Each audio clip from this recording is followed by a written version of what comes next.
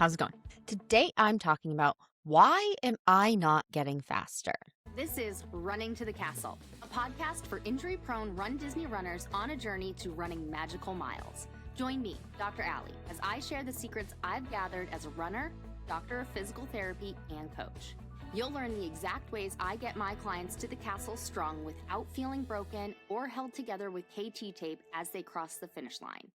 This is this this is one of the most common questions I get. This or some semblance of it of I just can't get faster. How do I get faster? Why am I not getting faster? And most recently, I got a question saying, I'm using your marathon training plan. I'm training for a marathon. And I've been following all of it. I've been doing the speed workouts since December, and I'm not getting faster. I'm worried that my slow pace is it. And this is how it's going to be. This is completely valid, completely relevant. You are not alone if you are experiencing this where you have been trying something for weeks, months, heck, years, and you're not seeing the results. So today I'm going to go through my thought process of when I get this question, where my mind starts going, and I will give you recommendations that I've given to my clients in Stronger, Faster, Finisher. You take that information and adjust it for you. I want you to have success. Can I help you through this podcast? Can I help you with my free training plans, with my email series, with my Instagram? Absolutely. It can 100% help, and that is why I do all of these things. I can't give special personalized advice because honestly, hearing just the one question, like, why am I not getting faster? And this isn't actually what the person was asking me. Like she wasn't asking for the advice. I don't think. That's not how I read it anyway. But let's say she was. I can't give advice with just this one question. There is so much background information that I need to know. You know, and it would be inappropriate of me to just blanket statement tell somebody, well, you're not getting faster because of X. Well, maybe for them, they're not getting faster because of Y. I mean, that's why I have my whole finisher framework, right? Because there are 6 major categories to make up a successful running journey. And actually, I have stepped out just of the bubble just a smidge too far, but let's go with it and I'll come back to the speed work, right? Like if somebody tells me like, oh, why can't I cross the finish line? Well, it could be they're not strong enough. It could be they're not fast enough. It could be they're wearing the wrong shoes for them. It could be they're not stretching enough. It could be they're taking too many rest days. It could be they're not taking enough rest days. It could be that they don't have the right recovery routine for them. It could be they're not hydrating enough. It could be that they're not fueling enough. It could be that they're fueling with the wrong thing for their body. How many things did I just list off? Right? And that's why I have the finisher framework, right? We have things that build you and things that support that build, right?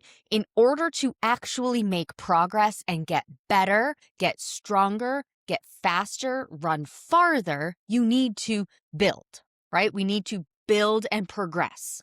So I call that the build side of the equation. That includes strength. That includes training, which is running, cross training, cardiovascular training. And then we have the things that support your body. That's your rest and recovery, your stretching, your mobility, your shoes, the equipment that you're using, fueling, hydrating, the foods and drinks you're fueling and hydrating with. And each side of the equation has to balance out the other side in order for you to successfully cross the finish line without feeling broken. So I see all the time out there, somebody will say, oh, well, I just, I DNF'd or I struggled across the finish line, like I barely finished. What can I do better? And you will see a slew of answers because the answer that each person gives is the one that worked for them. So, of course, they think that's the one that will work for everybody. From my professional background, that is not the case. And so I look at this bird's eye view, tell me everything. Like in Stronger, Faster, Finisher, spoiler alert, if you ever join the program, one of the first things you do is you answer a lot of questions for me. Like if you are in Stronger, Faster, Finisher right now, you are probably laughing and like, oh yeah, Allie, God, that was a lot. It's a lot. And I only ask, I have pared it down. I only ask the things that I'm finding are relevant. And I actually tweak it each round to find out like what things do I need to add in, what things can I take away, what did I not really need right at the beginning, what can I wait until later. But I need all of that information because I need to know, well, what are you doing for strength training? Is that the thing that needs to be adjusted for you? What are you doing for training, especially long runs and especially pacing? We'll get to that in a second. Is that the thing that needs to be changed? Or maybe what does your rest and recovery look like? Does that part of it need to be changed? What is your stretching and mobility routine? When are you doing it? How much are you doing it? How long are you holding it for? How many days a week are you doing it? Are you still warm when you're doing it? Or have you waited until bedtime and so now you're cold? Is it fueling and hydration? Is it how much you're fueling and hydrating? Is it when you're fueling and hydrating? Is it what you're fueling and hydrating with? Is it the shoes and equipment? Like if you're still having pain, like IT band pain, and you're foam rolling a ton, is it how, like the type of foam roller you're using, right? Because that actually plays a role. Because I don't know if you know this, but there are soft and firm, there are different densities of these foam rollers. Or maybe it's you go get a professional massage and they really dig in. Well, did you know that some people, when you dig in on their IT band or their muscle, they actually get rebound pain because their body reacts differently? And so they actually need light and gentle massage, and that more is not always better. Maybe that's affecting it. And you're actually just really still in pain from how much pressure the massage therapist put on it. But another person might need that deep, deep tissue. So we start looking at all of these different things. Now let's bring this back to with where it comes into play with getting faster. Why am I not getting faster? Well, let's look at the training portion of the finisher framework. Training portion is cardiovascular training, the things to get you more fit in just like basic terms. That is your heart rate and your breathing, being able to recover faster. Really, that's what we're looking at when we're talking about how fit am I? It's how quickly does it take for your heart rate to go from its maximum amount back down to resting heart rate. The fitter you are, the faster that is. Of course, there are other aspects, heart rate variability that go into it, and a whole other bunch of things. But for this conversation, that is the simplest way to look at it. And people also look at VO2 max. We can't look at an accurate VO2 max unless we test it with that big mask, running on a treadmill, and with all the special equipment. Yes, your watch is going to try and predict your VO2 max and everything like that. It's not 100% accurate, so take it with a grain of salt. So when it comes to why am I not getting faster, in that training portion only of the build side of the finisher framework, I also have different things that I'm looking at. So things I'm starting to look at when somebody says, I just can't get faster. I'm starting to look at how long are their long runs, the routes that they're running. Are they outside? Are they on the treadmill? Are they on hills? How stressful is their life outside of running? How stressed were they when they went on the run? How far have they been running lately? How far did they go on their very first run? How much speed work are they doing? Are they doing any speed work? How fast are they going during that speed work? And I don't care about actual paces. I don't care. I don't care. During these workouts, What I look for is effort. However, for non-elite runners, it can be really hard to gauge how much effort you're putting in. And that's why I use paces as a guide of, okay, aim for this pace. Because most runners of all levels can look at a pace and be like, oh, that's really hard. And they already are in the mindset of, I got to sprint. Or, okay, that seems like crazy slow. So I'm just going to like bouncy walk kind of movement. And then that other one there, well, that's kind of in between. So I'm going to like run. Right. And so they start getting in this mindset of this is what I think that pace is going to be. So this is how I'm going to prep for it. And so they can actually anticipate the effort that they should be putting in without me having to say, this is, light effort, hard effort, Berg scale effort, 0 to 10, 0 to 200, or something like that, right? And then, of course, I don't like using heart rate as a means to gauge effort all the time because heart rate can be up or down for a variety of things. I mean, if you have a pacemaker, your heart is paced.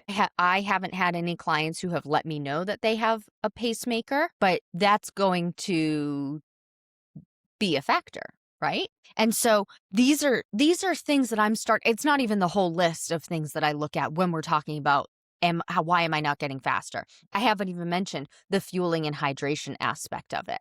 Because if there's no gas in the tank, the car doesn't go. If there's no carbs in Allie doesn't go. She's very sluggish and slow. She needs caffeine and carbs to get that engine going, right? Like I love caffeine and carbs. There's a reel I posted months ago and it was like, are you really not motivated to go for a run or did you just need some caffeine and carbs? Because that's what happens to me. If I feel like, I don't really want to go on this run today. Okay, let's up the caffeine and carbs and reassess in 10 minutes, 20 minutes when it has started to kick in, right? And then finally, I say finally, but it's not the last thing I think of, but this is the one I'm going to talk about. And growing up, when you write a paper, you end the first paragraph with the thing that you're going to spend the most of the paper writing. So I'm doing that in this podcast episode.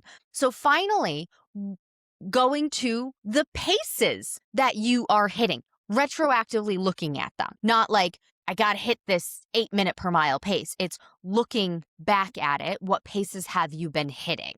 Because that tells me a lot.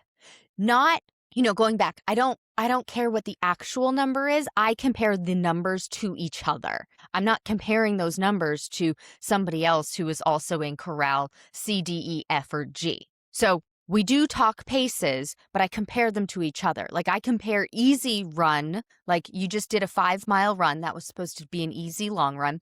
What pace was that? And I compare it to your progression run and what pace you were running on the progression run.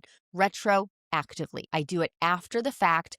These are firm, solid numbers. And I recommend run with purpose. Run with purpose. Every single pace has a purpose. Every single run has a purpose. If you don't know what the purpose of this run is, you're probably running in the gray zone, and the gray zone is not going to get you faster. If everything is practically the same pace, you are not going to get faster. You have to have pretty much polar opposite paces. They have to be different. Your easy pace has to be different than your hard pace. The way you find your paces to get a gauge of what you should be aiming for is you do a pace test. And I recommend you warm up for 10 minutes, you test your moderate pace for 5 minutes, you test your hard pace for 1 minute, and you test your easy pace for 10 minutes, and then you do a cool down.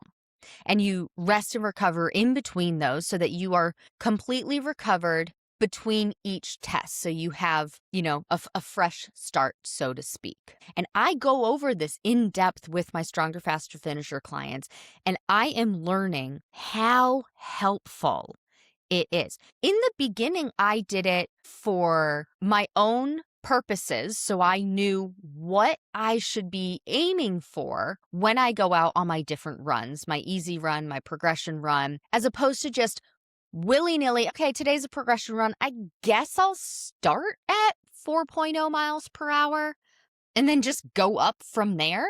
Well, if 4.0 is my easy pace and I start from there and I progress up to 5.0, because that's a good progression, right? That's a whole mile per hour longer. It's a 10% increase. If I'm doing, up one, or up point one, up point one, that's 10% each time. I do that 10 times. That sounds like a solid workout to me. But what if my hard pace, or no, even better, what if my moderate pace is 5.5? I have never hit that moderate pace in the progression run. So how am I going to keep getting faster beyond that moderate pace, beyond that hard pace, if I'm not hitting it in a speed workout, right? The purpose of a speed workout, like a progression run, is to get faster. But if I'm staying in the window of what my body already can do, yes, I am progressing and getting faster, physically faster in the moment in the workout, but the overall purpose is to get faster beyond my upper limits.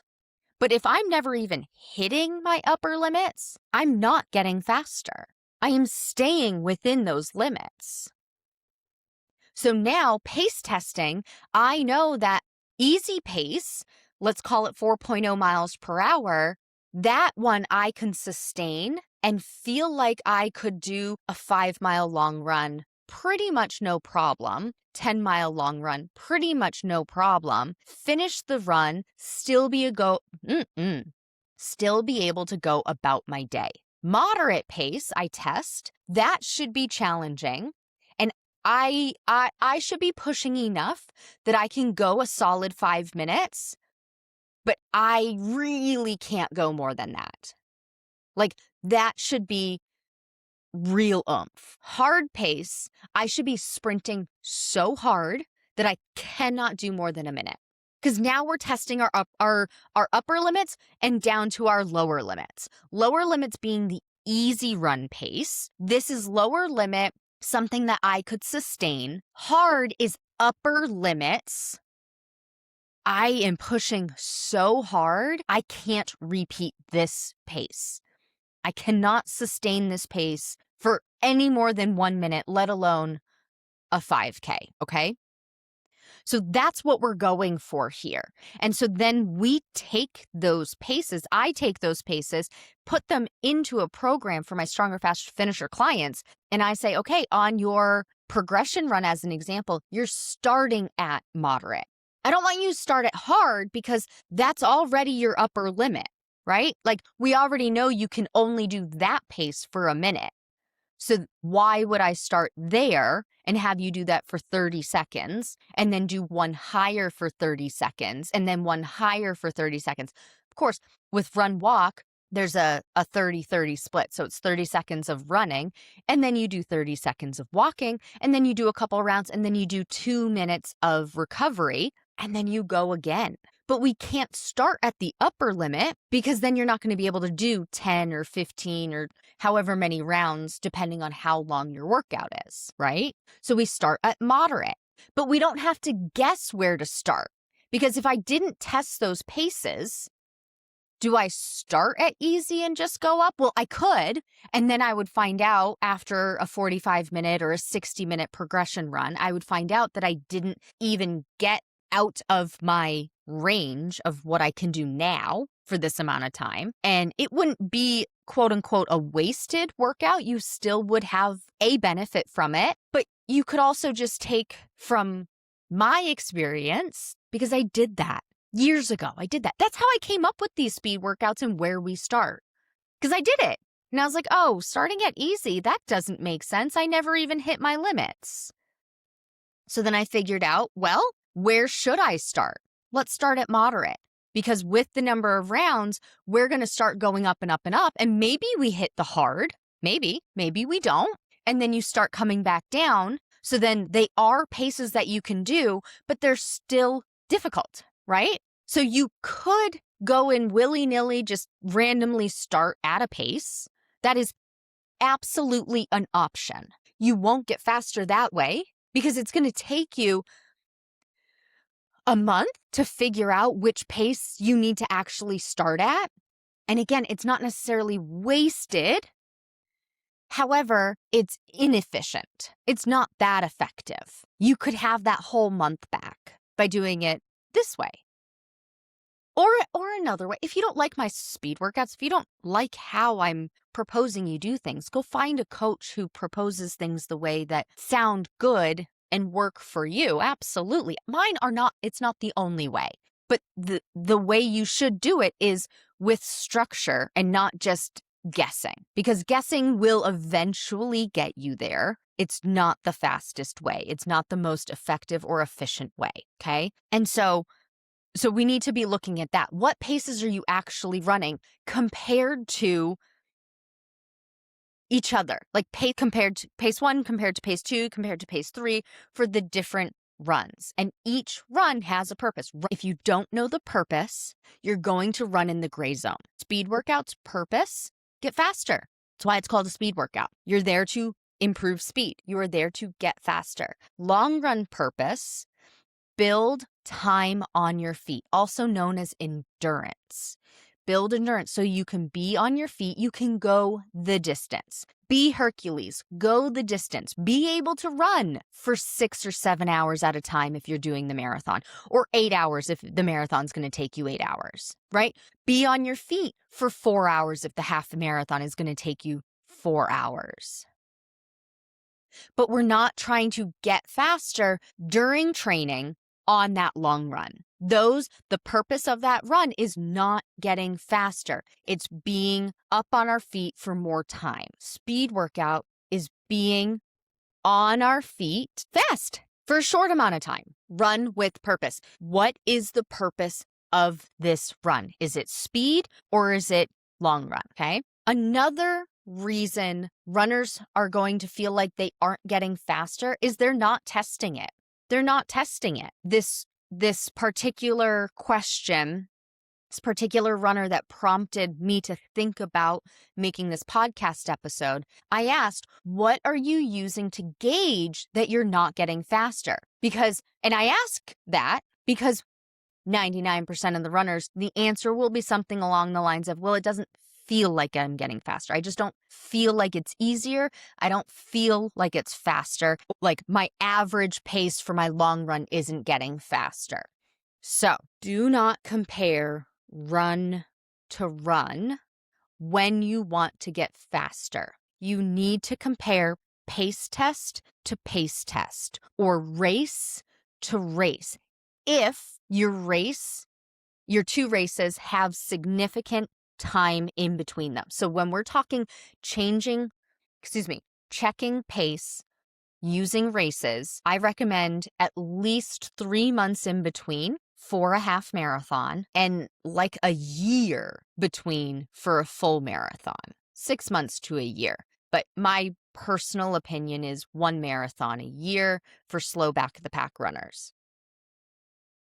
I haven't done a marathon yet. However, future, right? I would not do more than 1 marathon a year because of how stressful it is on your body. But if you're going to use a marathon, make sure there's at least 6 months in between when we're comparing marathon to marathon.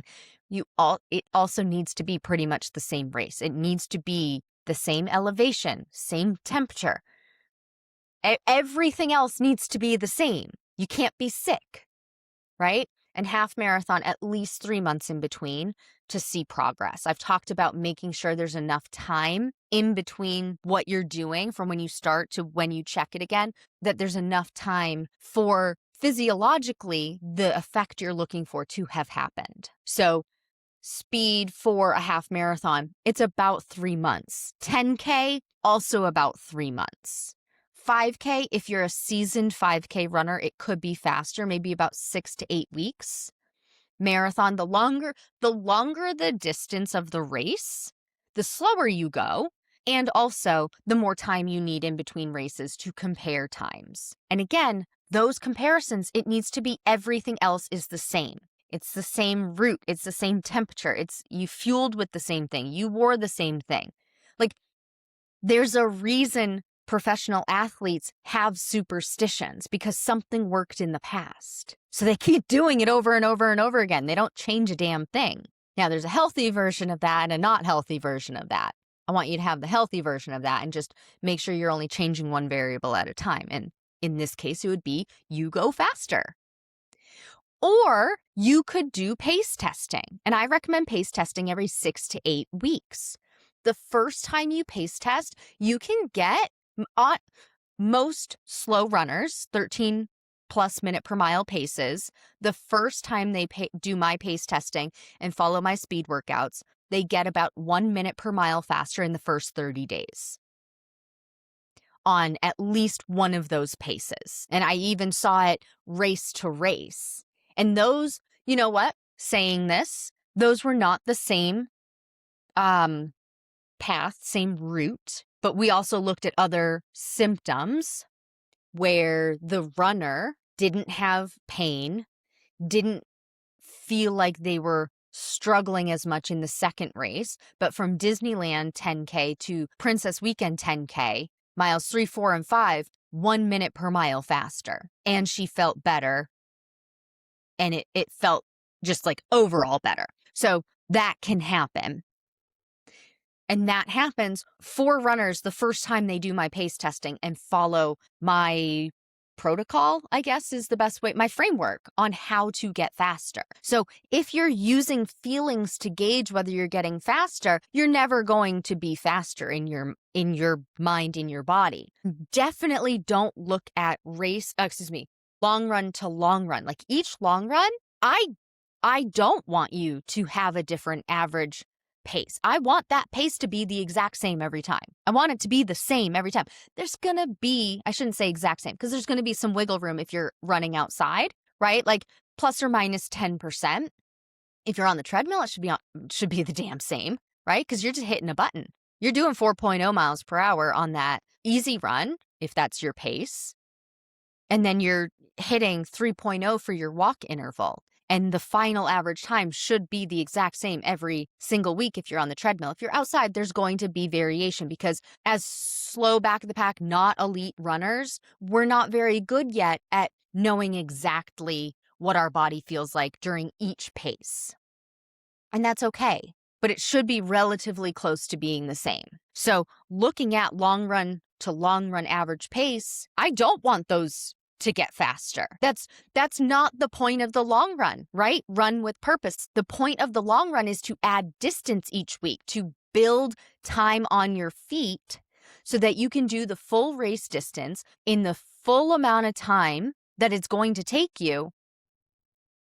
And it feel fine because you've progressively added week over week. We don't change two variables at a time. That's a recipe for injury. So the long run pace should be the same every single time. The distance will change for the long run. The speed workouts, the time you're doing it for stays the same every single week. The pace can get faster. You can practice going, let's say you do a progression run every single week. One option, not everybody likes this option because you eventually hit a ceiling and it gets frustrating. So I don't do this in between pace testing. But one option is, let's say you do a progression run every week. You start 0.1 miles per hour faster every week. So week 1, you start at 4.0 and you increase by 0.1 for 10 rounds, as an example. The following week, you start at 4.1. Increase 10 rounds, as an example. The following week, week 3, you're starting at 4.2, and so on and so forth. But the time that you're doing that stays the same, 45 minutes, with a 10-minute warm-up, 10-minute cool-down. So actually 25 minutes of that speed workout. So the time stayed the same on the speed workout, but you got faster. So we changed one variable on the speed workout, and on the long run, we changed one variable, the distance, but your pace stayed the same. Because the purpose of the long run is to add more distance, build time on your feet. Purpose of the speed workout is to get faster. And so you practice the I keep talking about the progression run today. It's on my mind, I guess. But there's also 30, 20, 10. There's tempo runs, there's hill workouts, and then there's the progression run. Those are my 4 favorite for runners doing run walk intervals. And then after 6 or 8 weeks of doing that, you go and pace test again, the exact same way that you pace tested the first time. I do recommend on the treadmill, but you pace test again and you compare pace test 1 and pace test 2. That's how you look at if you're getting faster. Compare those numbers. Don't compare them week after week or run to run, because there are so many variety of factors. And when you're pace testing, I do recommend my clients ease up on some of their workouts. Like, don't do a big strength workout right before you're pace testing the day before or day of. Don't do it. Maybe even give yourself 2 days off from strength training before you pace test. Don't do the pace testing the day after a speed workout. Don't do a pace test the day after a workout. Give yourself a rest day. Don't do the pace test the day after a new long distance long run. Like, don't do it after 10 miles if 10 miles is new to you, because we want to give yourself the best chance at having accurate and fresh numbers. Right? And that's how you set it up for the first pace test. That's how you set it up for the second pace test and all following pace tests. So then the other variables are the same. And you check to see, okay, my moderate pace last time was 5.5. I'm just throwing numbers out there. I've been doing 5.5 on my tempo run for 6 weeks. I can do that easy for 5 minutes. I think I could do 5.9 this time or 5.6 this time. It doesn't have to be a big jump. And you use, what do I realistically think I could do for 5 minutes? Of course, with the run walk intervals. And then hard pace, I did 6.5. I've been doing 6.5 over and over again in the end of the progression run. That doesn't feel like I'm dying anymore. I could do that for more than a minute. So now I'm going to try 6.6 or I'm going to try 6.7, and you test it. So if you're not getting faster, there's a whole bunch of things to look at. One of them being, what are you using to gauge that you're not getting faster? If it's comparing long run average to long run average, that's not it. You need to compare pace test to pace test, and it needs to have 6 or so weeks in between pace testing. Pace testing is not a fun thing to do. I will not lie there. I had to tell one of my Stronger, Faster Finisher clients that based on her numbers, I was like, I don't think these are accurate. So if we can look at the full data, you don't have to do it again. But if that full data is not there, you do need to do it again.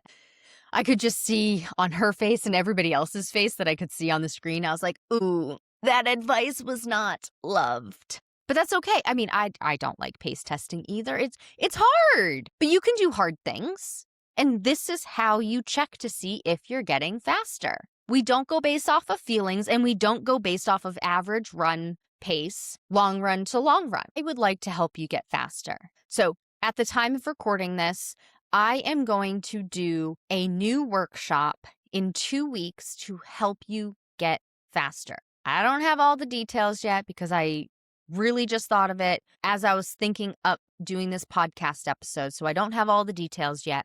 I will have a name and the details coming soon. So if you're not on my email list yet, get on my email list. Follow me on Instagram. Those both are places where you will hear information. But as of the time of recording this, which is March 4th, 2026, in the next 2 weeks, or 2 weeks from now, it will definitely not be next week. 2 weeks from now, I will have another workshop so that you can improve your pace. I'm specifically doing it in this time frame so that you can get in.